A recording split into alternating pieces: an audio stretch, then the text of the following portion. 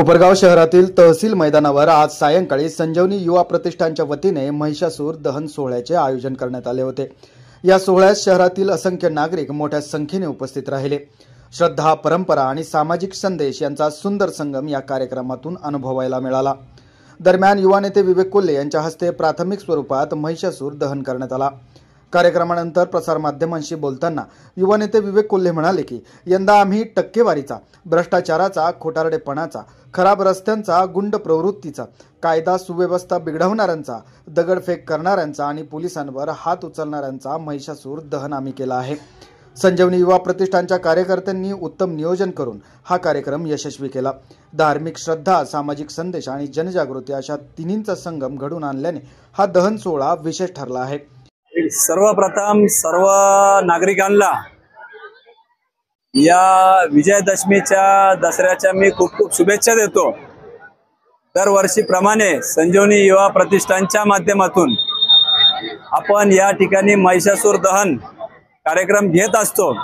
9 दिवस 9 दुर्गांची आराधना केल्यानंतर 10व्या दिवशी दुर्गा मातेने महिषासुराचं दहन करून अंधकाराकडून उजाड्याकडे नेण्यासाठी समाजाला पुढाकार घेतला होता।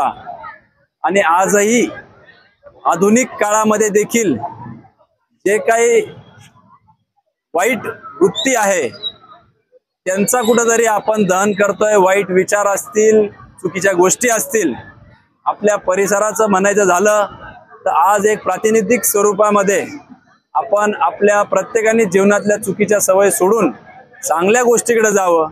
सामाजिक दृष्टिकोनातून कोपरगावचा विचार केला तर हा आम्ही टक्केवारीचा महिषासूर दहन केला। हा आम्ही गुंड प्रवृत्तीच्या लोकांचा महिषासूर दहन केला। हा आम्ही कायदा व सुव्यवस्था बिघडवणाऱ्या लोकांच्या प्रवृत्तीचा महिषासूर दहन केला।